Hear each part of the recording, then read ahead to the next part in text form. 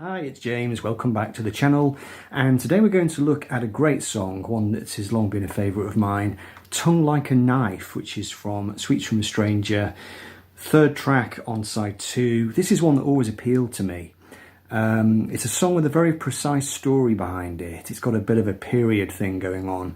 And it was an interesting sound for Squeeze, I think, back in 1982. They'd started to experiment with strings on the previous album, on East Side Story, Vanity Fair. They were working with this great guy called Newman, who was an arranger. He'd done some work for Elton John. You know, he was quite a well-known arranger. But Tongue Like a Knife had a Baroque quality to it. It was sort of Baroque chamber pop with a really beautiful sound, lovely brass arrangement. Great vocal from Tilbrook, with a different Tilbrook vocal harmony in the chorus, and didn't really sound like anything they'd done previously. And I think it's sort of a bit of a unique song in the catalogue. A few years ago they actually brought it back into the live set, which was just absolutely mind-blowing. But I've always loved this song. It's got a bit of a cinematic quality to it, and in fact in Song by Song by Jim Drury, Chris actually said, "This is one of our songs that leans in the theatrical direction. It's about two characters in a volatile relationship like Elizabeth Taylor and Richard Burton, the kind of people who live with oil paintings above their fireplaces. It's like looking in the window of someone else's house and observing what goes on inside," which is, you know, essentially is what's going on in the song. I just love the lyric for this one. I just think it's an absolute work of genius. Just the imagery. The head of a hunt on the wall by a painting, an upright piano stood locked by the door. In through the window the light was fast fading, while I spilt my whiskey all over the floor. What an incredible masterstroke. That upright piano stood locked by the door. It has intimations of almost a sort of sense of Victorian repression, you know. And he's trying to keep his cool while he's being seduced really by this rich lady. Making a mess of my words, so I was trying to impress the Empress with my wimpy tales, fanning her face from cigar smoke and sighing. I had come close to be miles from her trail. I love that reference to the trail as well, which goes back to the hunt, you know, at the start of the song, the head of a hunt on a wall by a painting.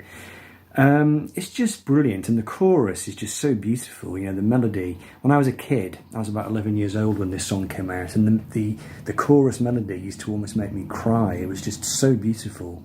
She was the jewel that sparkled in darkness. She was the love of everyone's life. She was the catch at everyone's parties. She was the one with a tongue like a knife. It's just absolute timeless poetry, really, from Chris. The song had a very particular genesis. Glenn says in Song by Song, get this book if you can, it's brilliant. Glenn says, this is one of a set of songs where Chris visited his interest in the upper classes and his fascination with their lifestyles. David Enthoven, who was our manager at the time, came from an independently wealthy family, and we met some incredible people around that time. For instance, going to the Guinness family castle was mind-boggling. So this was actually a bit of a depiction of what was going on in Difford and Tilbrook's life at the time. I just love the idea of them swanning around these fancy estates and castles. I think there's a story in Chris's book as well, where they go to this very posh house and, you know, all kinds of things went on there. But Chris being Chris, you know, he'd always managed to write about his own life. If you go right back to the early days, you know, songs like Slap and Tickle, he's writing about the kind of, you know, the sort of low-life Deptford underbelly type world with the sort of, you know, the small-time crooks in the pub and just all that stuff that they were encountering at the time. But now in this part of their career, they've moved on, they're successful rock stars, and they're kind of moving in different circles, really. And Chris brings that lovely outsider's eye to it and just turns it into a little sort of movie in a way. Trespassing, my hand fell into hot water. She shot like a bullet right out of her chair. She led me away, and I was then slaughtered by the warmth of her body and her love and care. Really great lyric, a really beautiful tune. It was great to see the song brought back into the set list a few years ago with an orchestra, which I thought was absolutely stunning.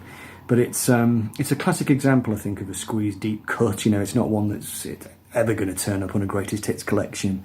Only the fans know it, really. And it's definitely been one of my favourites all the way back to 1982, and I particularly love the reference to the upright piano standing locked by the door. Brilliant. Anyway, let me know what you think. Tongue Like a Knife, bit of an obscure one, but yeah, love it. See you in the next video. Catch you later.